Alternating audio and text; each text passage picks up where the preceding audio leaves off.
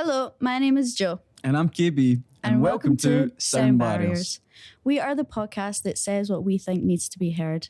And in today's episode, we're talking about women in music and the Scottish music scene. From crafting lyrics that resonate with audiences and breaking down barriers within a male-dominated industry, we'll dive into today's music industry with new artists. Massive thank you to Box Glasgow for letting us film here.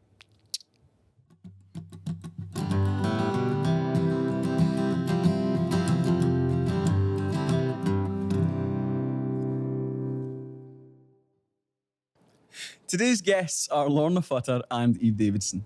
Lorna is a promoter, an artist manager, and founder of Livewire Music, working with 5 acts: Davidson, St Clements, Two Red, Autumn 1904, and Paul McGeechan. She is passionate about researching the topic of providing a platform for women in music. Davidson is a songwriter and performer from Fife. Eve has played at King Tut's, the Country to Country Festival at the Hydro and iRock Festival in Germany, and supported the likes of James Grant and Talisk. At the start of this year, saw Eve winning one of the Danny Kyle Awards at Celtic Connections. Hiya. Hello. How are you doing? How are we feeling? Good. I know bad. Thanks for being here. Thank you We for can having have us. some nice conversations. Can't wait. Let's kick it off. Okay, how did you both get started in the music industry? Yeah. So I started off in 2016. I'd wanted to do something in music for quite a long time, and I was working in a completely different industry, and I just knew that I had to do something.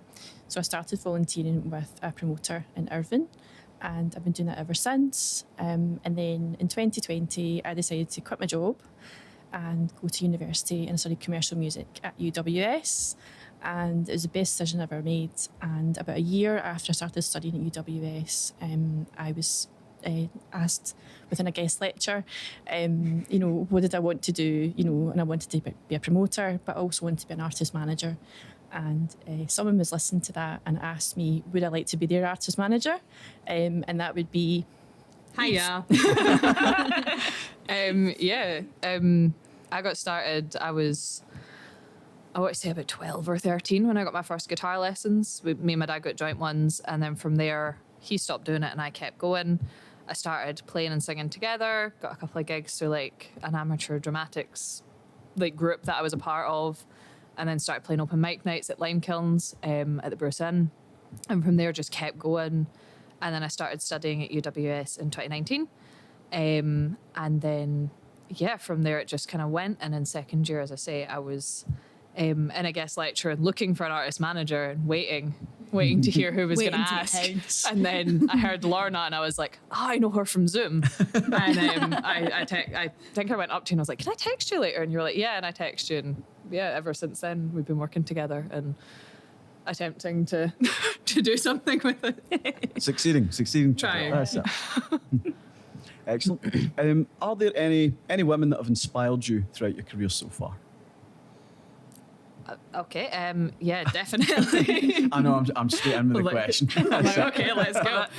No, I definitely. When I was first learning guitar and that, I mean, there was women like Taylor Momsen and Hayley Williams that I looked up to. But once I got into the industry, especially through uni and that, I really looked up to people like Becky Wallace. And there's a lot of women right now that really inspire me, such as Lou McLean and Katja Mansell. They're some of my close friends, and they just really inspire me to keep going. And other people I know like Leslie O'Brien and Maureen McGurley, who are just amazing musicians and really make me want to become better at what I do. Fantastic. Lorna, what about yourself? Yeah, for myself, not to sound too cheesy, but the artists that I work with, the female artists, I see them out there, smashing it constantly. Eve, Two Red, and the girls in St Clements as well. But for me, it was certainly when I started working with a promoter. There's some women who work with a promoter, and they are fantastic. They've got so much knowledge and experience, and we're so open to sharing that with me and encouraging me as a professional, I guess. When I went to university, there's so many lecturers there who again are so inspiring, like Becky Wallace, Claire Duffin, Jane Steins, Lauren Gilmer, who are all just so encouraging as well. Within the kind of wider industry, There are various organisations like Pop Girls and Hen House who are out there doing amazing work for women and non-binary artists and music. So, Do you think that there's a clear community with women in the music industry right now? Especially in the Scottish scene, I would Yeah. say there's a few kind of main players, if you like, and there's a few names that everybody seems to have a connection to, and those women are just really killing it right now and trying to carve out a space for us Yeah. in the industry. It's really important, and I think it's important to have conversations that might be difficult, but they need to be heard. absolutely, Oh, yeah. As you absolutely. say, it is a difficult thing to talk about. It's not necessarily the most, uplifting thing to be discussing all the time. But these are important conversations that need to be had, 100%. so that we can, progress. Regarding difficult conversations, talking about the obvious gender gap in the industry, especially in the music scene, have you got any personal experiences that you're willing to share and open up about? Yeah, certainly. I won't obviously name anyone because that would be unprofessional. However, there have been sort of various instances where I've been the rep at a gig, or I've been running the gig, and someone's maybe come in and said, oh, you're, where's the promoter, or where's that? And I'm thinking, well, I'm the promoter because I've got a ton of experience and I know what I'm doing. And it's just that perception that you as a woman couldn't honestly be running a gig.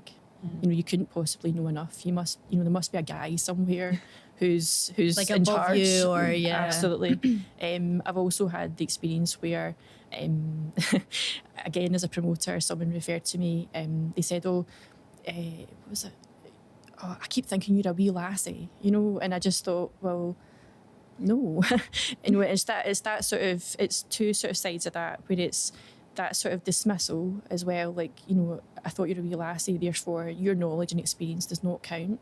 And also, if I had been, as he would term it, a wee lassie, if I had been, 17 or 18, which obviously I'm not, but if I had been that age, does that mean that he would have treated me differently in a poor way? So we could do a whole podcast series. Yeah. The fact that you're on this. turning up, you're doing your best, you're doing your job, you're doing what you know, and you're still getting treated like that is Absolutely. it's a clear sign. Yeah. Oh, definitely. I mean, like, not that I do as much of it, but I definitely also do work in the live events thing. And as Lorna said, there are so many people that come in and they go straight to the sound person and not to you, who is running the gig and is the point of contact, and you get ignored quite a lot or looked down upon. I've been told by people who work in venues that one night I came in, I didn't have makeup on. I was tired. I'd already worked a 10-hour shift from like 5 a.m, and I came in to do a repping shift, and they told me, "Oh, I'm disappointed you're not all done up with your makeup on." And I was just like, "Okay, That is thanks." unreal. Oh yeah. That's what it's like. Yeah, and to be fair, they are a lovely person normally, but I was just that kind of, I was really tired, and I was just like, oh, It come still on. doesn't make It's it acceptable to disappointing. run away with things like It's that. really disappointing. And especially, like, I mean, as an artist, I've walked into rooms with people who are older men trying to write songs with them, and they think they know better than me because I am younger, because I am a woman, and they maybe have more experience, and I have been the person who's been trying to steer it to a different way, and they're just fighting about it the whole time, and it's really hard to work in that environment. But yeah, so there is definitely a gap there. And even like in lineups, there are so many times I'm the only woman in the venue, including bar staff. I will be the only woman in the venue. And it's, although you feel safe enough, it can be quite daunting being there. We're going 100%. to touch on that a wee bit actually regarding your experiences and feeling safe with this persistent gender gap in festival lineups. Have you experienced this as an artist? Could you go into a wee bit more with it?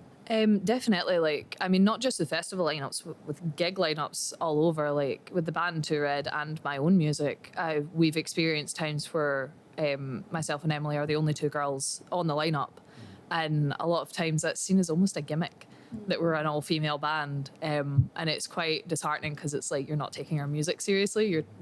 We're the kind of the female hire, if that like makes the sense. token band. Yeah, the of the token night, female band of the night. But then we go on stage and blow them away, and it's fine. Which are awesome. Yeah, exactly. But yeah, it can be quite hard sometimes going in as like, especially when it's just my solo stuff, because it's just me and an acoustic guitar. And you do sometimes think like, oh, I saw these guys in bands. And yeah, there is definitely multiple occasions where I've been, as I say, the only woman on a festival lineup, on that stage in a festival lineup, or in a gig on a single night. I've been the only woman there. See, to get a rough understanding of the experience itself, is there people that are in these positions that will support you through this, that actually try and make you feel more included, more, do you know what I mean, without coming across as kind of, do you know what I mean? No, like there can be occasionally, like there's definitely, like, I have met female sound engineers and that's amazing. And I've spoken to some sound engineers and they say the women that are doing it are the best. But it's really hard because there's not that many of them. And occasionally you do get female promoters, which is so encouraging to see. But also there's not really steps to make you feel included in that moment. It's more just taken as it is. And then after the fact, they go, oh, thanks for having again. But there's not really, as I would say, I guess in the moment, there's not really steps like that taken. And Lorna, as a promoter, when you see your artists feel this way, how does it make you feel? It's frustrating. I mean, there's obviously the personal side of things where, I do hear from Eve or I hear from Two Red and I hear from other artists as well, and other artist managers and promoters about how maybe they've experienced it in their way. A statistic as well is the fact that I think it was in 2022. Out of, I think it was 200 top UK festivals, the headliners, there were only 13% of those were female, like all female bands or female solo acts. So I think that just goes to show that we have a long way to go, but it's so important for promoters especially to make sure that you've got women on your lineup, but also that they are treated, as Eve said, not as a token. Not as a kind of extra, we better get a female act on, because as we've said, there's so many bands out there, so many artists are absolutely amazing. Yeah. There's certainly no shortage of it. So, I think they need to be included, but also treated better as well. Yeah. We've had many conversations about this. Yes. It's again a conversation that's not being had enough. Yeah. I think it is something that can be appreciated through the likes of this, using this kind of channel to promote it, because it's an education and hopefully a motivation for young female artists themselves to go out and aspire to do these things that you're doing, which is fantastic. So thank you very much. To lighten it up a little bit, just a smidge of it. Can you talk us through positive experiences that you've had? It could be communities or gigs or releasing music, the support systems that you have. Really help us dive in as the audience to positive and not just the hard, difficult conversation. Yeah, absolutely. Certainly Henhouse, including Tamara Schlesinger, who's amazing. Henhouse put on various events and things like that, and lots of other different initiatives to include women in music more, which is fabulous. So I've certainly had great experiences with them. I did film a documentary as part of my project in fourth year, and had great experiences with the artists that were part of that. But certainly, as I said before, my lecturers have been really supportive. They've been really positive. Pop Girls as well are a great resource as well. They're wonderful. Absolutely. They're one of the lecturers that I really remember when they came in to talk. So there's so many different communities and different people, that are so supportive through it. Yeah. Definitely. I mean, through an organisation, Song Seeds, we went to retreats and did songwriting for a really decent price for what we were able to do. And although it wasn't necessarily a female-only space, the just feeling of being in a group of women and being able to write songs with them and be creative, it was just one of the best experiences. And it was just one of the best 2 weeks of my life, because I've done it twice now. But just getting that opportunity, because although it's not a female-only space and it is great to have men there, a lot of the time we just had such a nice little vibe, and we were all in the kitchen cooking together, which sounds so sexist, but we were and we were just having fun and chatting and sharing songs, and it was just such a nice atmosphere. And not only that, like through Sad Songs Club, which is an open mic night in Edinburgh, I've met some really amazing women in music. And through the master's course at UWS, I have this kind of group of me, Lou McLean and Katja Mansell. And it's just this amazing little group of the three of us. And I had a chat with Lou yesterday, and we're making plans to dominate the Scottish music industry as women. Amazing, is what I want to create hear. these amazing spaces for women in the Edinburgh scene. There's an amazing punk scene in Edinburgh as well that has so much of a movement towards like engaging with and uplifting female artists, and it's just so encouraging to see, and I'm dying to get in there if any of them are listening. But yeah, it's just super great. And also through Two Red, although it's just the two of us, there is such an amazing friendship and bond that has been made through that, and it's just great to have someone else on stage that I can bounce off of. And I know that she's there, she's doing her thing, I'm there, I'm doing my thing, but we can rely on each other for that, and it's really great. I want to ask a bit more about Two Red, because you're a solo artist and you're also in the band and you are promoting them both. Is there any... Just give Lorna more work to do. Is there any... Do you find a clear difference of when you're gigging yourself or when you're gigging with your band? Because I know that I feel the same when I'm by myself. It's far more daunting when you know that you've got people to back you up if there's anything that happens. I would say, like, personally, I've been doing my own music for so long that doesn't really daunt me the same anymore because I know what I'm doing. Yeah. Whereas Two Red is terrifying for me because it's lead guitar and rhythm guitar and lead vocals it's a all lot. in one. I've never used pedals before I joined that band. Like, I didn't have a proper amp. Like, so much has changed. We're talking about getting in-ears right now, which is terrifying to me. But, like, it has definitely... there is a clear difference, I would say. But, yeah, it's kind of learning how to juggle both and learning how to, like, give time to my own music and give time to Two Red, which is what I'm kind of... we're working through right now, is figuring that out. But... yeah, I love both because at my heart, I'm a little metalhead rocker. And my own music is starting to go down that path anyway, because that was always going to happen. But yeah, I've got to say, like, they are two different, completely two different things. And I feel like Two Red's just a bit of fun in a sense. Like, Nice. it's just, but in the best way nice to because it's have. serious and it is, we are trying to do, but for me, it is just so much fun to do. Whereas my music's more about kind of an emotional connection and opening up and that. Yeah.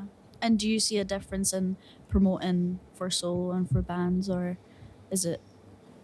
Yeah, I mean, certainly if you're promoting a solo artist and a band, I find that sometimes it's that bit easier. Like, some promoters seem to perceive a band as easier to market. I'm not sure if you found that as well, Caitlin. Yeah.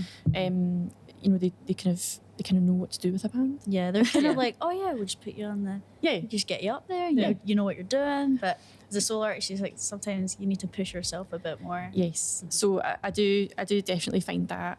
And I've found that talking to a variety of people who have been in bands and been solo, and also solo artists as well, definitely. Excellent.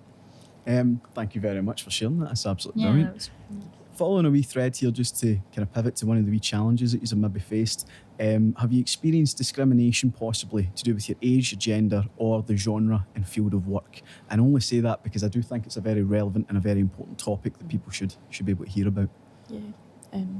Only talk about what's comfortable to talk about as well. Like, definitely. Like, I've been coming in with a loaded questions, by the way. I like it. we're getting down to the nitty gritty here. Yeah, no, definitely. I have experienced personally in places that I have played for a long time, since I was about 16, 15. Like, I started playing when I was quite young. And I think a lot of people have forgotten that I have grown up. I am now an adult. I have a master's degree in music, and a lot of people, I think, forget that sometimes and still think of me as a little 16-year-old, which is really frustrating a lot of the time. But yeah, I've definitely experienced like age and gender a lot of the time. I don't know how many bands that I have either repped for or supported, and I see them elsewhere and they go, oh, you're familiar, but I don't know who you are. And I'm like, this gig, and they go, oh yeah, vaguely. And I'm like, of course you don't remember me, but I have to remember you, kind of thing. It's really frustrating.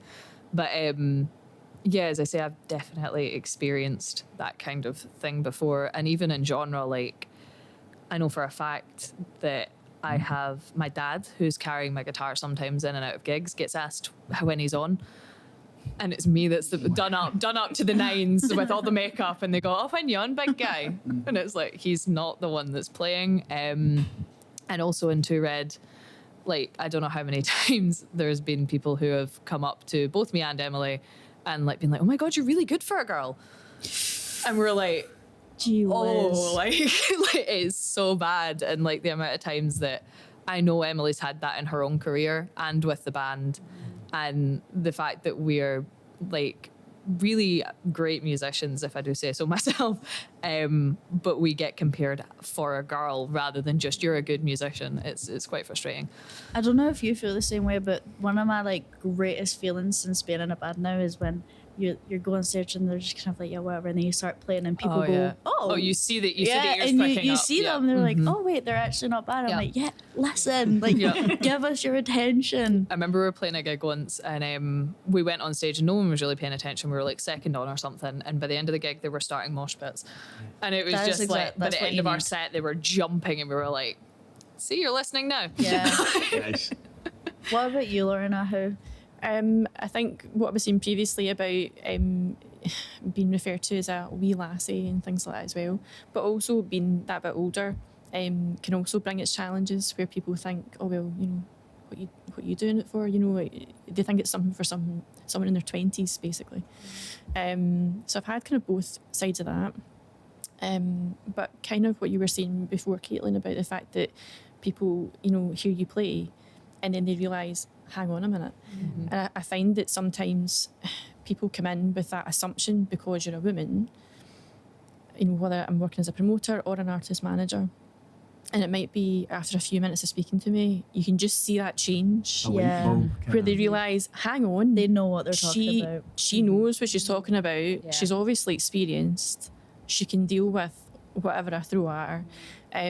But it shouldn't be a light bulb It moment. shouldn't be a No. light It bulb should moment. be It should be straight an away. immediate. You Yeah. are this person and you're dealing with this. Yeah. Yeah. Rather than me having to. I mean, I'm not trying to convince anyone. You know, I shouldn't have to. Yeah. But it's just me talking to them, and it's just, as I say, you Yeah. can just see that moment of, Yeah. okay, she gets it. As much as it shouldn't be a moment, it is a satisfying moment. Yeah, it is a satisfying moment. Very much It so. certainly shouldn't feel normal for people to treat you that way or No. feel as if this is okay. Yeah. Do you know what I mean? And the thing is, that's something. I mean, it's certainly not a sort of industry specific issue. You know, that's something throughout society that women are perceived as, you know, lesser or something like that, and that can be in any job really. Yeah. But it's something as an industry that we certainly have to challenge. So. Perfect. So before all the plugging and the promo, I just want to ask if you would have any advice to give to young women looking to break into music, whether it be as an artist or behind the scenes or just wanting to get their foot in the door. Yeah. Okay. So if you're looking to do anything within the industry, whether it's as an artist manager or promoter, what I can say is sort of two parts. Try and, you know, if you see a promoter out there that you really want to work with, or if you see an artist manager and you think, oh, I really like what they're doing, why not contact them? See if you can get some experience, some advice, whatever it is. No one's ever going to contact you. That's what I can say wholeheartedly. You know, it's making yourself known that, you know, this is what you want to do, because you never know where it might go. It might not get back to you. Yeah. But you They tried. they also might give you some experience or some advice that really helps you move on within your career. So there's kind of that side of things as well. But also, and I can't say this enough, something that I did obviously as an artist manager was, you know, I had no experience as that. I was a promoter. So I had never done anything like artist management before, but I went out there and did it, and I'm still doing it. How long? It's been 3 years, four 4 years now. Yeah, something like that. So still doing it, and obviously working with 5 acts now. So I can't recommend that enough. And also, if you're able to go to college or go to uni, not everyone wants to do that, but you know, if you'd obviously expand your network and Yeah. also your knowledge, you know, 100%. exponentially.